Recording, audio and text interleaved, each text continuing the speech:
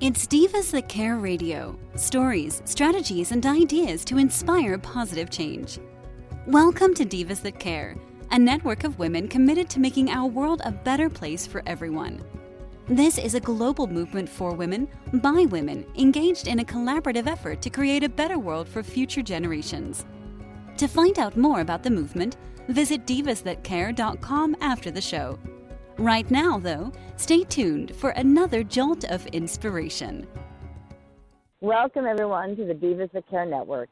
I'm your host, Amy McKenzie, and today's show, The Wow of Women, features the remarkable journeys of women whose powerful and extraordinary choices positively impact people's lives. I'm very excited to introduce Antoinette Lewis today. Let me tell you a little bit about her first. She is the founder of SheBA Consults, LLC, and as she likes to say, the den leader of the SheBA Women's Empowerment Group, which stands for She's Better After It All, and we will talk about that tonight.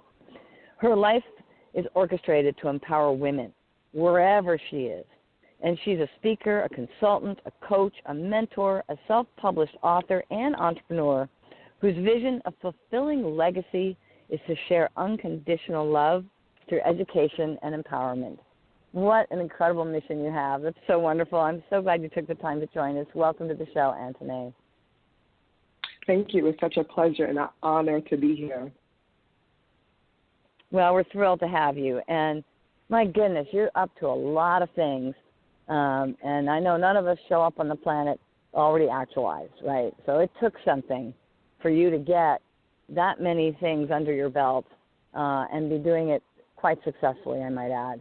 I think for our listeners, it would be meaningful if you don't mind, maybe sharing a little bit about, what was happening in your life before you got kind of clear on this message that you have, right? Where you're really clearly very committed to helping other people. How did you become strong enough to do that? What's your background? My background, or if I can say the inception of SheBA, as you said in the bio, is centered around this concept of she's better after it all. And my after it all started when I experienced a divorce. I experienced a divorce after really close to 10 years of being married. Sweethearts, you're in love and you get married young and life happens and boom, you're hit with an experience that literally almost takes your breath away, because most times when we experience life, if I can say, we don't think that we're prepared for it. No one would have ever been able to tell me that I would have been divorced. No one on this planet. I'm telling you, I would have looked you in the face and I would have said you're a liar. But in my life journey, I'm just naturally a very strong person, and I think that because I have the ability to empower others, that has to be something that I already possess, even if in that moment it doesn't feel like it. But as one of my mentors always says, is time is your friend. So SheBA started from that. I mean, literally, it was almost like an aha moment. And I was given the name by, I think, a spiritual, godly download. And I started doing my research. Who is this Queen of SheBA? Who is this person? And literally the next morning, she's better after it all. That's what came to me. And that's when I feel as if I discovered my purpose. This is what I'm supposed to do. I mean, some women may not experience divorce. Some women may experience, a loss of their job, a loss of a spouse, a loss of a child, maybe abuse, maybe a traumatic childhood experience. So she's better after it all. I always encourage women, all women, to put what is that it? What is that it to you? And you have to bounce back and have this confidence in yourself that, listen, in spite of everything, I am better after it all. Oh, it's wonderful. So you're really taking the experience that, as you say, literally takes the breath out of you, knocks the wind out of you, and it certainly can. Well, they say it's, top 3 in the stress factor list of things that can happen to someone to really take them out of their game and off center. And yet in the midst of being off center, you manage to have this incredible aha moment of thinking about how you could turn it around and make a difference for someone else. That's pretty extraordinary. So first of all, hats off to you for not kind of staying in your own tunnel vision and only thinking of yourself, because that's a true heart of service, and I commend you for that. Thank you. Yeah. So now were you, previous to this experience where you really got clear on your true soul's purpose, I want to say, this is a long list: educator, coach, trainer, mentor, speaker, author. I mean, there's a lot there. Were any of those things that were already in your wheelhouse before this happened, and if so, what? I believe it was. Like I said, I believe that wherever we find ourselves, for the lack of a better way of explaining it, it's already within us. But it takes life experiences. It takes certain situations that brings what's in us out of us. And as I said before, sometimes you may not think, I'm telling you, I even consider, one of the top 3 attributes that anyone would use to describe me: she's strong, she's strong, she's strong. But what happens when the strong person needs strength, or when they need to be strengthened? So a lot of these things, have already been ingrained into me. A lot of my mentors already seen these things in me, and it's just a matter of time before whatever was been placed in you. It's just a matter of time before it has to produce a harvest. We're seeds. We're seeds placed on earth. And even when you think about a mentor, mentee, or a parent, these are seeds that you're sowing into people's lives. It's not just doing farming. It's something that we do with our words and with our actions and with our behavior. When people invest in us, it's just a matter of time before those investments have to produce a harvest. So that is really what I think of. I can go back to many accounts: high school, teachers really investing in me, spending time with me after school, providing me with free funding to take public speaking classes, coaching. I think I just was born with that.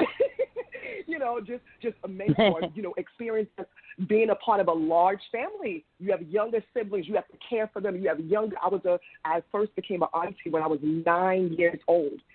So you have your sisters and your mom, and they have to work, and you have to take care of your younger siblings or your younger nieces and nephews. That's a part of mentoring. And then, being an author, I never had an opportunity to meet my maternal grandmother, but for some reason I feel this connection to her. I know they say you can have favorites, but one of my favorite aunties, she told me that I remind her so much of her mom. And I don't know, it's just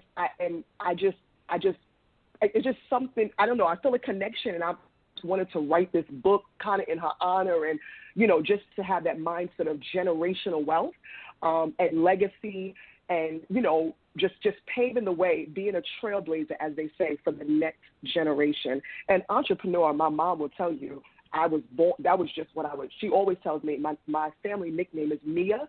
So she says, Mia, you're not born to work for people. And just watching her, having her successful business for over 25 years, as I said, when you see these things, when you're around these things, you become a sponge. You're taking these things in, and then it sort of kind of becomes a way of life for you. So any person that would know me from the past and what I'm doing now, every person says, I'm not surprised. I'm not surprised, because it was just a matter of time that every seed that was sown into me will produce a harvest. That's a beautiful analogy, by the way. I just love it. And I think of your grandmother who sowed a seed that she never even got to see the harvest, and yet it played out through into your life through that book. That's wonderful. It's really sorry, bird just almost flew into me.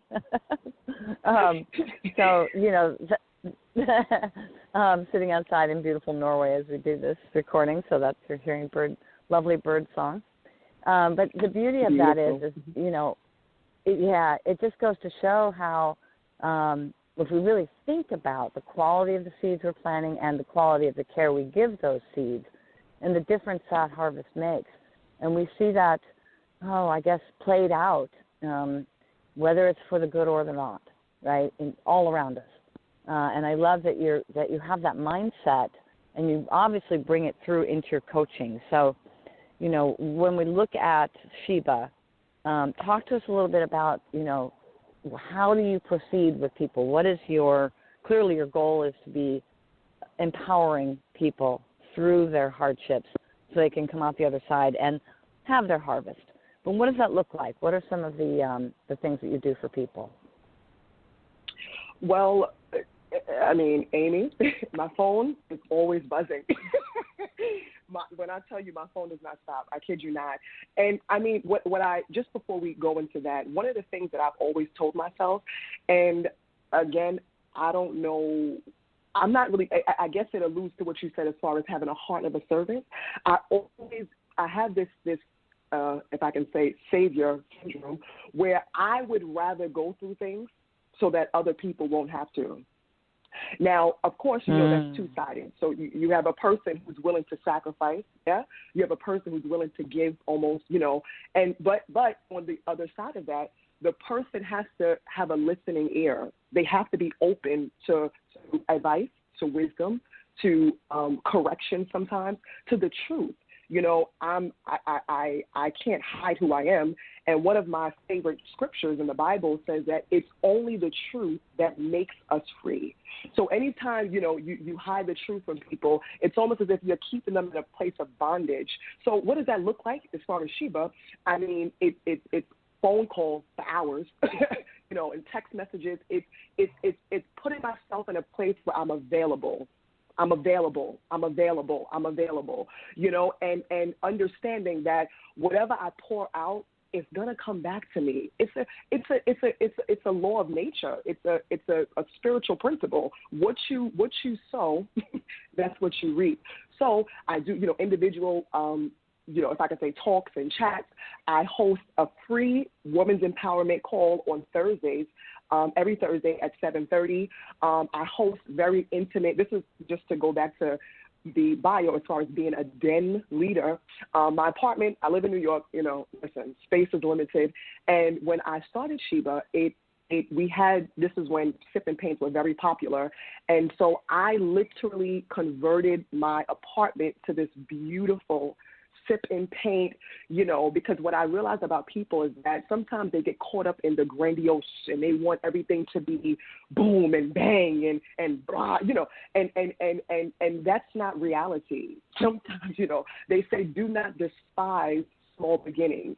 So in my little apartment, that led to other, bigger events, such as I host an annual breast cancer empowerment event, which is called Tit Tease, because one of the things that I do, everything I do rather, is an extension of me. And I love women. I love women. I love empowering women. I'm a woman, but then I also love tea. So I said, okay, Tit Tease, let's put it together. And of course, as it relates to breast, so that's another way to empower. I have what they call Sincerely SheBA, which is almost like an adult pen pal platform where people can email me. Listen, if you want to vent, if you want to say, listen, SheBA, I need prayer.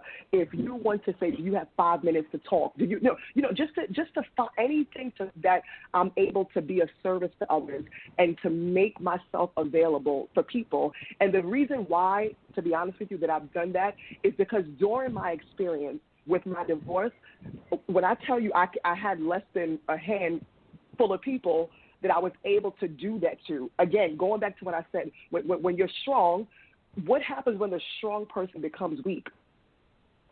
What happens in that moment? So I figured, okay, this obviously is a gift that you have to be strong for other people.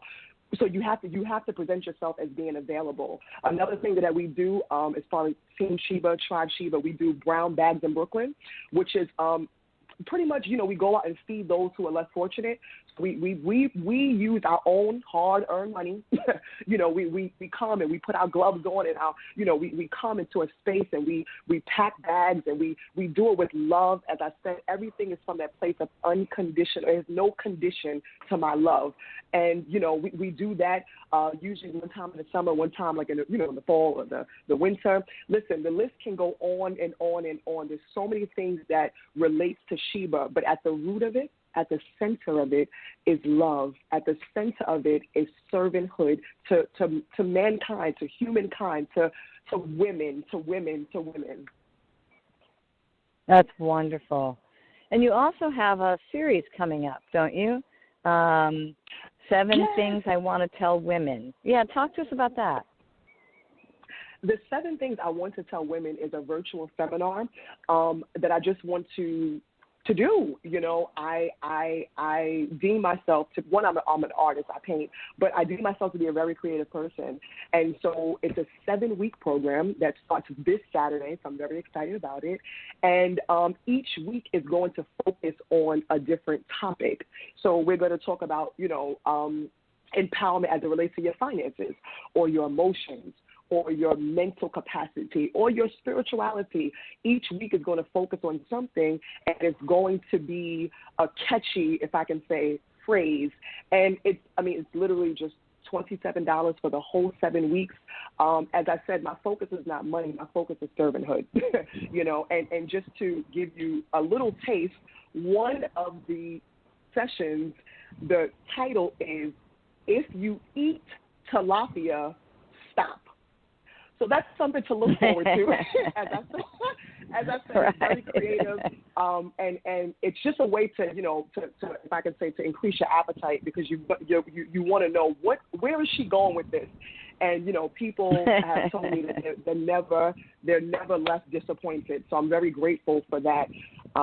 Because as we talked about previously, I'm an educator, early childhood education. So everything is about creativity and thinking outside the box. And, so I use those skills as well to help me in my work and to help me in my purpose, because everything that you go through and everything that people invest in you, it's not for naught. It doesn't happen by chance, or, it happens for a purpose and for a reason.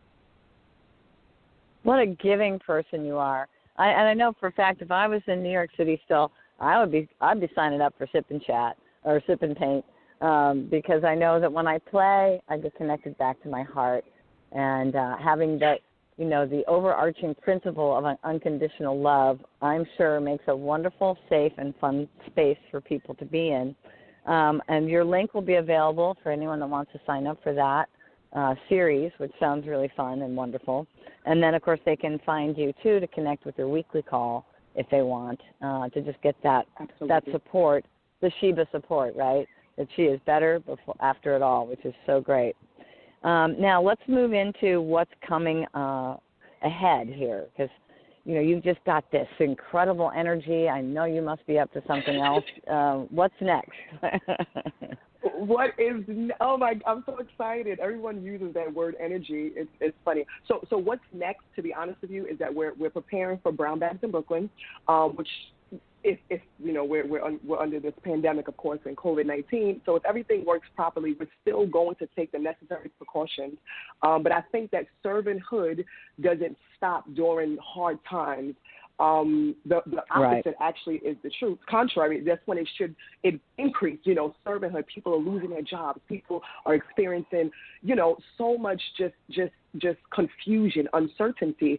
So Brown Bag in Brooklyn is coming up. But then also, now this is where, oh my goodness, I just woke up this morning just almost in tears, just in a place of gratitude, which I do often. The release of my first children's book. When I tell you I'm beaming, wonderful. I am beaming with excitement. I'm beaming. What's it called? I'm glowing. It is called, funny enough, Heart of Gold. Heart of Gold. It's called well, Heart that's of Gold. Perfect. Yes. Can you give us a little synopsis? Of course. So Heart of Gold is basically about a young boy, right? And the story, to be honest with you, it it stemmed from a personal experience with my own child. But you have to tell a little bit of a story. So I expounded rather on it, and basically the child overhears his mom having a conversation with a friend or whomever on the phone, and he hears her, giving different accounts of servanthood, of love, of compassion, of, fearlessness and resilience. And one of the things that she says is that, I don't know, he has a heart of gold. So, of course, this is why I love children. Oh, my goodness. They don't understand figure of speech, and they don't understand sarcasm. So he takes that as being literal. So it changes the very trajectory and the way in which he views himself. So now he views himself as being a superhero. He views himself as being, just this immaculate, little child. And so anyway, so we unfortunately he falls sick, and mom and dad have to take him to the hospital, and he encounters a young girl who is crying her eyes out, basically. And so what he ends up doing in his servanthood, bravery, superhero, he ends up reading with her and playing with her to the point where she calms all the way down. And so going fast forward to the end of the book, when the nurse and the doctor checks, they say, we think everything's fine with you. The only thing that we discover is that you have a heart of gold. And that is the story. Yeah. Oh, that's lovely. Well, congratulations. And when does it hit the shelves, so to speak? It should hit the shelves by the end of July. There's a few bumps, but this is resilient. This is bounce back. Again, she's better after it all. So the goal is by the end of July, it's going to be sold on Amazon. My website is still finalizing, fine-tuning that. So it's going to be sold, and I hope that it would add value. I hope that it would build the esteem of children so that they see themselves as superheroes. I hope it returns us back to this place of community and this place of servanthood. And as I've mentioned, as an early child educator, that's really where it starts. It starts in those younger years, and and that's how we have our greatest impression, if I can say, on children. And that's if we want them to learn anything, you have to, if I can say, pump them with information and impress upon them in that tender age, and that would it's almost like a flower where they'll unfold and unveil, and it only gets better and better, and they want to do more and more. That's how a child is. That's why having a heart of a child, as you said earlier, with play, I'm telling you, it's one of your greatest rewards. Yeah. Well, and there comes your analogy again about once you plant the seed, how well can you take care of it and encourage it and nourish it? And you certainly are doing that. I'm so appreciative of, what you offer and what you're committed to. Thank you for being part of the solution on this planet that's so much needed right now. In part, do you have any parting thoughts that you want to leave with our listeners today? What's something that has really helped you accomplish SheBA on a daily basis? To be honest with you, what helped me, and I'm so first let me say this, I'm so glad that you asked. I was like, please let us say this, please. But one of the things that I realized about life and about humanity and about people and about women and such is that we have to be able to give up control in order for us to gain control. And that's one of the things that I had to do. I had to give up control of what I thought things should look like and what I thought things should be like, and I mean, you're a woman, so some women, when you're younger, you have this imagination. I'm going to be married at this age, and I'm going to have children at this age, and I'm going to travel the world, and all of these, and they're wonderful. They're great. They're great aspirations.